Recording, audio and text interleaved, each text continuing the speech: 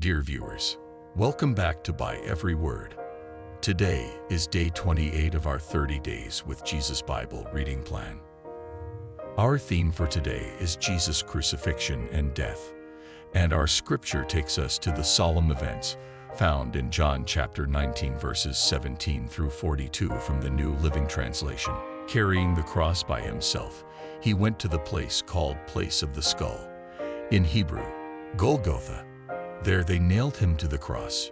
Two others were crucified with him, one on either side, with Jesus between them.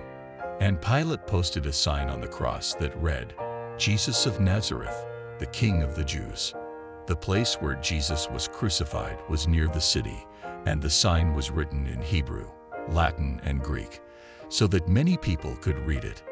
Then the leading priests objected and said to Pilate, "Change it from the King of the Jews to," he said, "I am King of the Jews."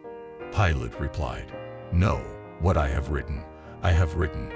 When the soldiers had crucified Jesus, they divided his clothes among the four of them. They also took his robe, but it was seamless, woven in one piece from top to bottom.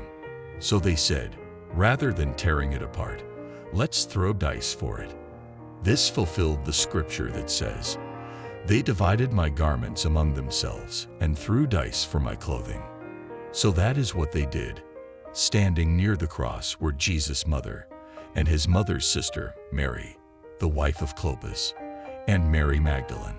When Jesus saw his mother standing there beside the disciple he loved, he said to her, "Dear woman, here is your son." And he said to this disciple, "Here is your mother."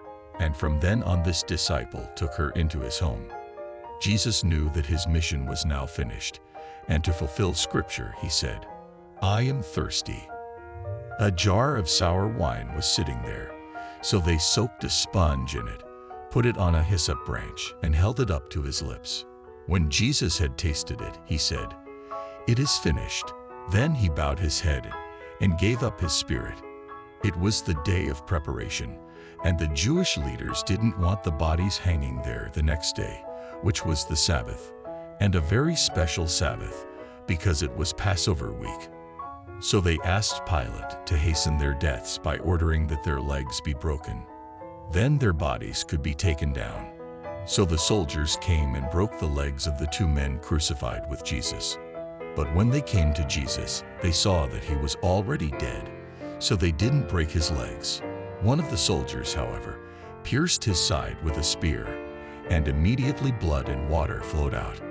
This report is from an eyewitness giving an accurate account.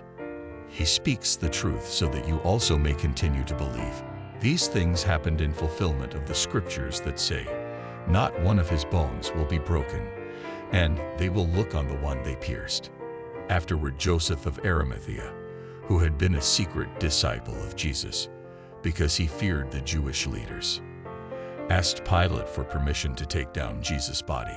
When Pilate gave permission, Joseph came and took the body away. With him came Nicodemus, the man who had come to Jesus at night. He brought about 75 pounds of perfumed ointment made from myrrh and aloes. Following Jewish burial custom, they wrapped Jesus' body with the spices in long sheets of linen cloth. The place of crucifixion was near a garden, where there was a new tomb, never used before. And so, because it was the day of preparation for the Jewish Passover, and since the tomb was close at hand, they laid Jesus there. As we witness Jesus' crucifixion and death, may the weight of his sacrifice deepen our gratitude and understanding of his boundless love. Thanks for watching, and join me tomorrow as we continue our 30-day journey, meditating on the significance of Jesus' sacrifice. Don't forget to like, share, and subscribe to By Every Word for daily readings and reflections. May the peace of Christ be with you until we meet again tomorrow.